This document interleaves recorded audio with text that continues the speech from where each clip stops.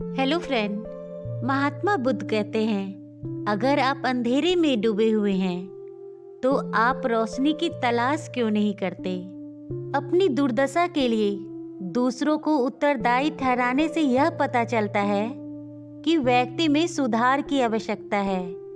स्वयं को दोषी ठहराने से यह पता चलता है कि सुधार आरंभ हो गया है, और किसी को भी दोषी न ठहराने का अर्थ है कि सुधार पूर्ण हो चुका है।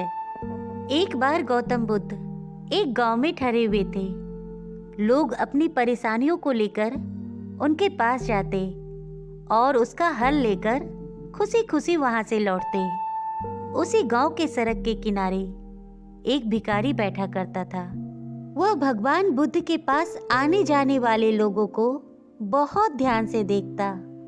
उसे बड़ा आश्चर्य होता कि लोग अंदर तो बड़ा दुखी चेहरा लेकर जाते हैं, लेकिन वापस आते समय वे बहुत प्रसन्न दिखाई देते हैं। उस गरीब को लगा क्यों न वह भी अपनी समस्या को लेकर भगवान बुद्ध के पास जाए। मन में यही विचार करके वह एक दिन महात्मा बुद्ध के पास पहुंचा। लोग पंक्तिबद्ध खड़े होकर अपनी समस्या बता रहे थे।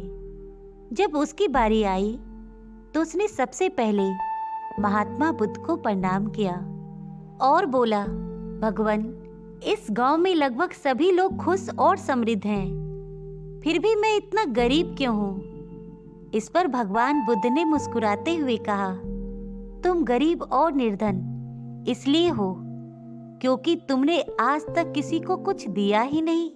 इस पर वह भिखारी बहुत आश्चर्यचकित होकर बोला, भगवान, मेरे पास भला दूसरों को देने के लिए क्या है। मेरा तो स्वयं का गुजारा बहुत मुश्किल से हो पाता है। लोगों से भीख मांगकर अपना पेट भरता हूँ। मैं लोगों को क्या दे सकता हूँ। इस पर भगवान बुद्ध कुछ देर शांत रहे, फिर बोले, तुम बड़े अज्ञानी हो। औरों के साथ बांटने के लिए ईश्वर ने तुम्हें बहुत कुछ दिया है और तुम्हें खबर ही नहीं। थोड़ा सोचो तो तुम्हें पता चलेगा कि ईश्वर ने कैसी बड़ी बड़ी चीजें तुम्हें दी है जो तुम आसानी से दूसरों को दे सकते हो। सबसे पहले तो मुस्कुराहट दी है जिससे तुम लोगों में आशा का संचार कर सकते हो। अपने मुख से मीठे मीठे शब्द बोल सकते हो। दोनों हाथों से लोगों की मदद कर सकते हो। ईश्वर ने जिनको ये 3 चीजें दी है वह कभी निर्धन हो ही नहीं सकता। निर्धनता का विचार व्यक्ति के मन में होता है। यह तो एक भ्रम है, इसे निकाल दो। यह सुनकर उस भिखारी का चेहरा चमक उठा।